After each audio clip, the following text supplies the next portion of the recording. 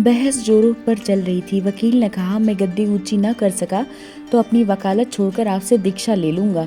आप पराजित हो गए तो क्या करेंगे बताइए। पंडित जी ने कहा, मैं कथा वाचन छोड़कर आपके ऑफिस का चपरासी बन जाऊंगा।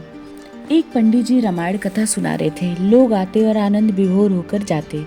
पंडित जी का नियम था, रोज कथा शुरू होने से पहले कहते थे, आइए हनुमंत जी विराजिए, कहकर हनुमान जी का आह्वान करते थे। फिर 1 घंटा प्रवचन करते थे। वकील साहब हर रोज कथा सुनने आते थे। वकील साहब के भक्ति भाव पर एक दिन तर्कशीलता हावी हो गई। उन्हें लगा कि महाराज रोज कहते हैं कि आइए हनुमंत जी विराजिए, कहते हैं तो क्या हनुमान जी सचमुच आते होंगे। अतः उन्होंने सोचा कि पंडित जी से पूछ ही डाला जाए। महाराज जी, आप रामायण की कथा बहुत अच्छी कहते हैं, हमें बहुत आनंद आता है। आप रोज गद्दी लगाते हैं और कहते हैं हनुमान जी से कि आइए विराजिए, क्या हनुमान जी रोज उस पे आते हैं। पंडित जी ने कहा, हाँ, यह मेरा व्यक्तिगत विश्वास है कि राम कथा हो रही है तो हनुमान जी अवश्य यहाँ आते होंगे।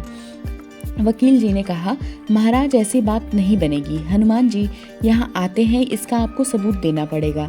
आपको साबित करके दिखाना होगा कि हनुमान जी आपकी कथा सुनने आते हैं। महाराज जी ने बहुत समझाया कि भैया, आस्था को किसी बात की कसौटी पर नहीं कसना चाहिए। यह तो भक्त और भगवान के बीच का प्रेम है, व्यक्तिगत श्रद्धा का विषय है। आप कहो तो मैं प्रवचन करना बंद कर दूं या आप कथा में आना छोड़ दो। लेकिन वकील साहब नहीं माने। वो कहता ही रहा कि आप कई दिनों से दावा करते आ रहे हैं कि यह बात तो स्थानों पर भी कहते होंगे और कई लोगों से कहते होंगे, इसलिए महाराज जी आपको आज ये साबित करना ही होगा कि हनुमान जी कथा सुनने आते हैं। इस तरह दोनों के बीच में वाद विवाद होता रहा। मौखिक संघर्ष बढ़ता चला गया। हार कर पंडित जी महाराज जी ने कहा, हनुमान जी हैं या नहीं इसका सबूत मैं आपको कल दूंगा वकील साहब। कल कथा शुरू हो तब आप ये प्रयोग कर लेना। जिस गद्दी पर मैं हनुमान जी को विराजित होने के लिए कहता हूँ, आप उस गद्दी को आज अपने घर ले जाओ। कल अपने साथ उस गद्दी को लेकर यहाँ पर आइएगा। फिर मैं यह गद्दी यहाँ पर रखूंगा। मैं कथा से पहले हनुमान जी को बुलाऊंगा। फिर आप गद्दी ऊंची उठाना और इसे ऊपर उठाकर दिखाना। यदि आपने गद्दी ऊपर ऊंची उठा दिया तो समझना कि हनुमान जी उस पर नहीं बैठते। वकील साहब इस कसौटी के लिए तैयार हो गए। पंडित जी ने कहा, हम दोनों में से पराजित होगा तो वो क्या करेगा, इसका निर्णय भी आज ही कर लिया जाए। यह तो सत्य की परीक्षा है। वकील साहब ने कहा, मैं गद्दी ऊंची नहीं कर सकता तो वकालत छोड़कर आपसे मैं दीक्षा ले लूंगा। आप पराजित हो गए तो क्या करोगे। पंडित जी ने कहा, मैं कथा वाचन छोड़कर आपके ऑफिस का चपरासी बन जाऊंगा। अगले दिन कथा पंडाल में भारी भीड़ हुई। जो लोग रोजाना कथा सुनने नहीं आते थे वो लोग भी आज आए हुए थे। वे भी भक्ति, प्रेम और विश्वास की परीक्षा देने आए थे। काफी भीड़ हो गई थी। पंडाल भर गया था। श्रद्धा और विश्वास का प्रश्न जो था।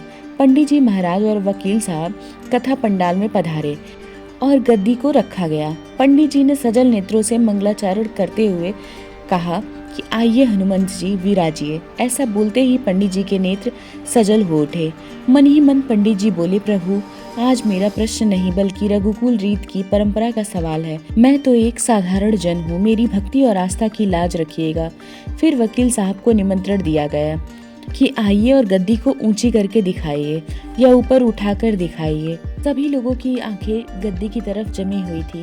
वकील साहब खड़े हुए। उन्होंने गद्दी उठाने के लिए हाथ आगे बढ़ाया पर गद्दी को स्पर्श भी ना कर सके। जो भी कारण रहा हो, उन्होंने 3 बार हाथ बढ़ाया किंतु तीनों बार असफल रहे। पंडित जी देख रहे थे कि गद्दी को पकड़ना तो दूर, वकील साहब गद्दी को छू भी नहीं पा रहे हैं। तीनों बार वकील साहब पसीने से तरबतर हो गए।